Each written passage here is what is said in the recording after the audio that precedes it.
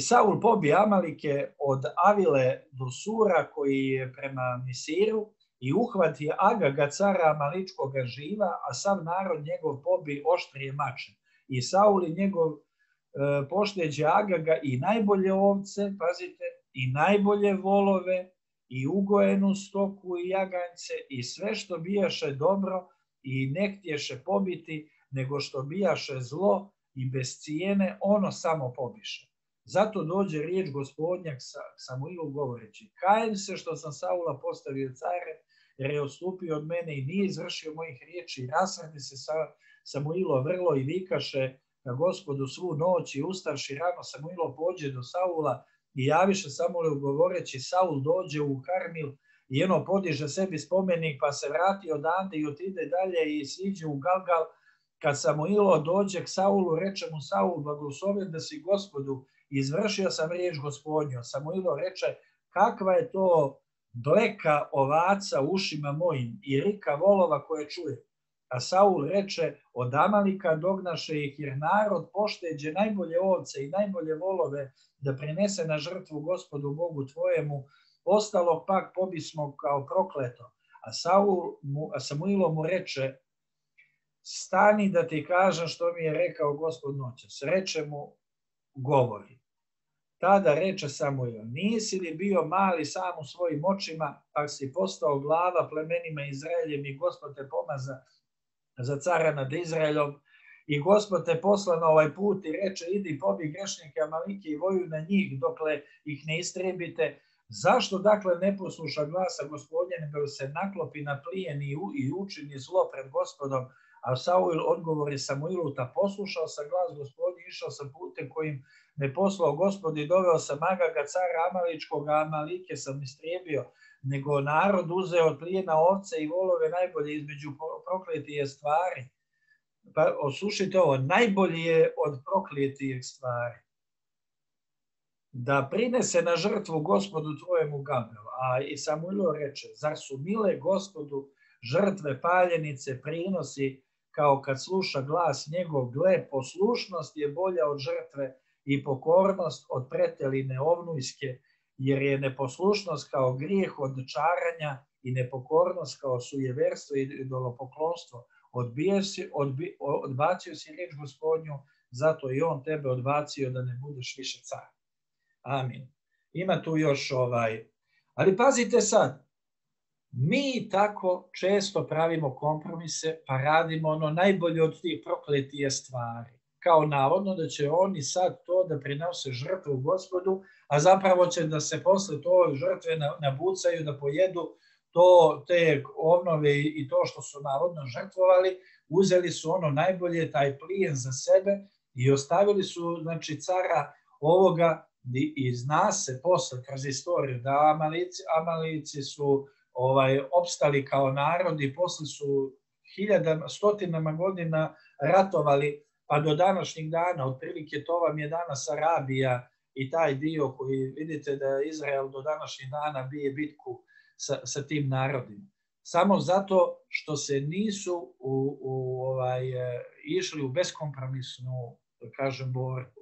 Mi ovo danas uzimamo kao u duhovnom nivou. Nemoj da praviš truli kompromisa radi nekakvih kao najboljih stvari. Kao danas bi to bilo ovako, kao mi smo vjernici i to poštujemo i tako. Međutim, zadržali smo neke pare za sebe, zadržali smo neki položaj za sebe, zadržali smo neku korist od toga. To kao navodno da ćemo da damo prilog u crkvu, razumijete? Od toga. Njemu, Gospodu, je milija poslušnost nego ta žrtva, paljenica. Od tih, kaže, para, od toga prokletog, od toga je nastradao i Kain. Jer je htio da prinese žrtvu od onih prokletih stvari na koje je bačeno, jer je preko Adama došlo prokletstvo na zemlju. I na sav taj rod od kojeg će kao u znoju lica svoga jesti hljeb svoj svagdašnji. A Gospod je tražio žrtve, krvne žrtve. I danas on traži nešto što predstavlja stvarnu žrtvu za nas. Ali reći ću vam jednu tajnu koja je suština. Prava žrtva je ona koju čovjek i ne zna da je žrtva. Pravi čovjek, kaže Gospod, ljubi radosna davaoca. Onaj koji voli, on čini za svoju djecu i uopšte nema osjećaj da se to nešto žrtvuje. Onaj koji ima osjećaj da se žrtvuje, on ima problem sa ljubavlju. I on to ne radi, nego pravi neku trgovinu. Jer kada ti nabija na nos nešto što ti je činio, to je zapravo što očekuje da mu se vrati usluga. Zato i danas u Crnoj Gori jedino kome se čini se bogatijim ljudima. Njima se nose pokloni, čini se onome koje je na vlasti, a po sirotinji i po onome kome bi trebalo da se pomogne, njima se ništa ne pomaže. Zašto? Zato što se ne očekuje da će da mu se vrati. Zato idu oni na sahrane i na nekakve svatove i čini se i veze se čine samo moćnim ljudima.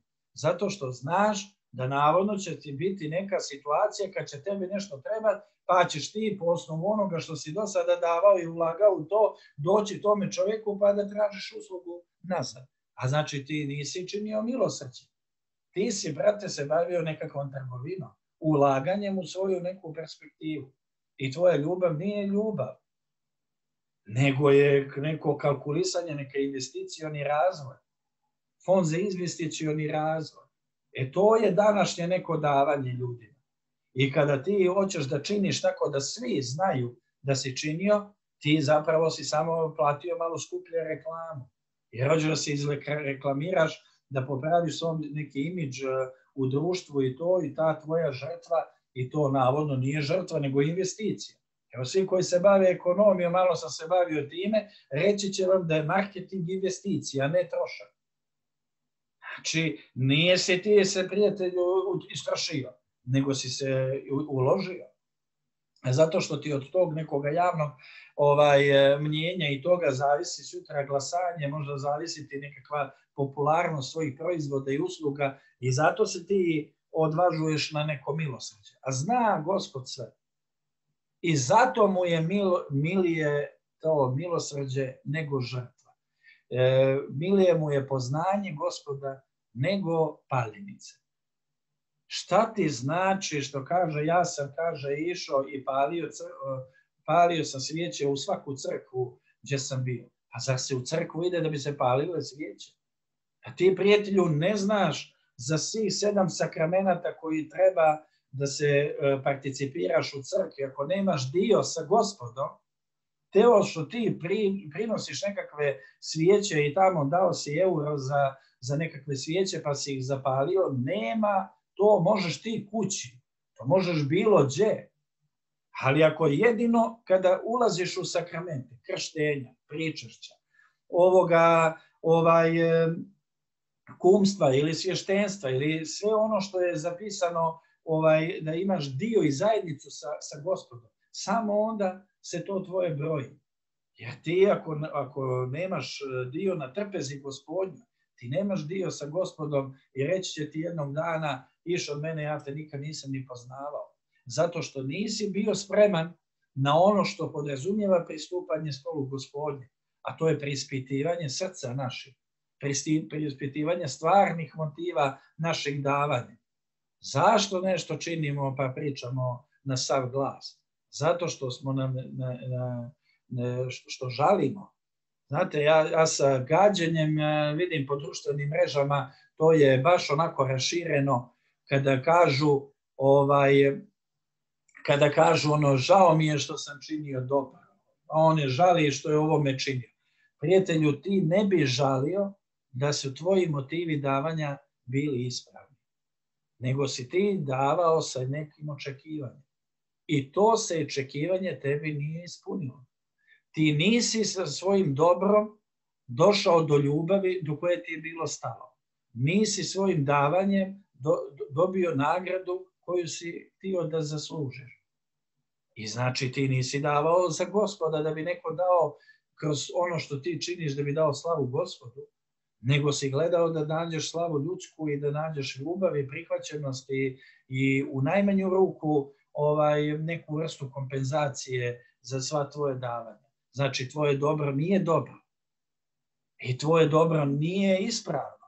I u tome se radi, jer je milosrđe mnogo veće od žrtve. Milosrđe ima s polja gledano isti sadržaj kao i žrtva. Jer i milosrđe je neko davanje.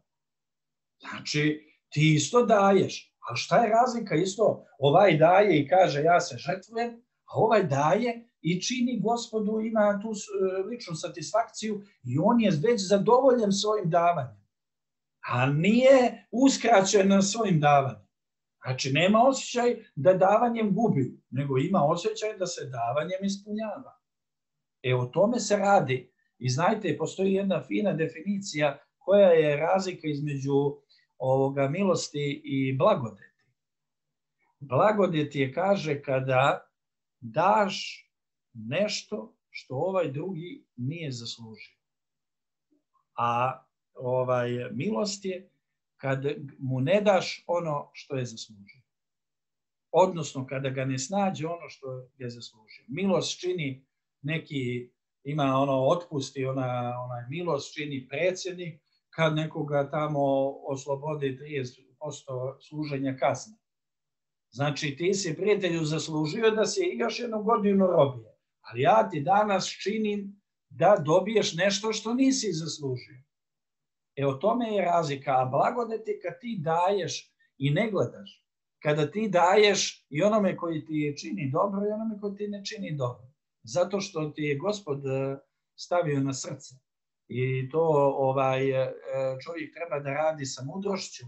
Naravno, ne da se rasipa sopstveno blago, nego da bude potaknut Duhom Svetim i da interveniše svojim davanjem tamo gdje osjeti neku potrebu, stvarnu potrebu i nepravdu. I u tome je, i onda će se ispravno to shvatiti i takav čovjek ne traži ništa za uzvrat. On kada je dao, on je se pozdravio sa time. I onda nema ogorčenja, nema razočarenja. To je poznanje Boga. Jer ona kaže, neka tvoja desnica ne zna šta je daje lijevica ili obrnuto, što znači da čovjek ne kalkuliše, mozgom ne pravi kalkulacije, pa daje samo onamo gdje zna da mu se može sutra vratiti, kao u banku što položi neke pare pa posle traži sa kamatom. Bog zna sve naše srce i u njemu su svijet motiva je sakriven u Gospodu. Neka bi dao Gospod nama da se večeras preispitamo u čemu smo, kakvi su naši stvarni motivi, zašto dolazimo Bogu, da li zato što hoćemo njegove blagoslove ili zato što hoćemo onoga koji je davaoc blagoslova. Da li mu prilazimo da bi samo dobili nešto za uzvrat ili mu pristupamo da bi iz ljubavi i zato što mu to pripada. Zato što smo mu već zahvalni za život koji nam je dao, za ovoga razuma, za djecu koju nam je dao ili za ukućane ili za ovaj hljeb naš svagdašnji koji jedemo, da mu damo zahvalnost i slavu i to će mu onda biti ugodan miris. Ta žrtva molitve ima fini miris. A ona žrtva koja dolazi iz pogrešnih motiva, kaže Malahija, kaže, ja na to, kaže, gledam sa gađenjem. Kaže, to mu je kao, kaže, kofa puna nečisti. Slušajte, on kaže kao kofa puna nečisti. Tako gleda na ove kao najbolje od prokletog. Znate, ubije nekoga za neke pare orobi i onda ode u Ostrog i tamo donese 10.000 eura od toga i kaže, misli da će sa ovih ostalih 90.000 ili ne znam koliko da bude blagoslovljen. Pa prijatelju, u tebi ta žrtva ništa ne znači. Gospod sa gađenjem okreće glavu na raznorazne ktitore koji su samo zapravo se reklamiraju, imaju političke ciljeve, kao što vidimo neke danas, i brzo pokazuju da su ljudi koji su iz kriminalnog miljeja, koji imaju nekakve metke, tamo atentate i čuda, i to su ktitori ti. I mislite da zato što je stavio tamo neko ime na manastirskom konaku da će zaslužiti ime u knjizi vječnog života. To su pogrešni motivi. I nisu oni će odgovarati za sopstvene postupke. Međutim, odgovornost je na nekim crkvenim vođama koji daju da su to takvi primjeri za sve nas, da se mi kao ugledavamo na njih, pa daju im ordenje i razne časti kakvim ratnim zločincima i huliganima, razumijete, koji su se, zato što su dali pare od tog ratnog plijena, pa misle grade crkve, pa se od toga će imati kakvu korist Gospod. Na Gospodu se gadi na to. Sa prezrenjem gleda na sve to. I draža mu je prava skrušena milost, ono što se ne vidi u javnosti, to mu je milije nego sve ove žrtve što daju po ne znam koliko stotina hiljada eura i onda navodno se prave veliki vjernici, a svima se nama diže kosa na glavi od njihovih dijela. I opravdano smo uznemireni sa svom ovom vulgarizacijom koja se ovdje dešava, zato što ljudi će brzo postati svjedoci da se radi o jednoj političkoj i materijalnoj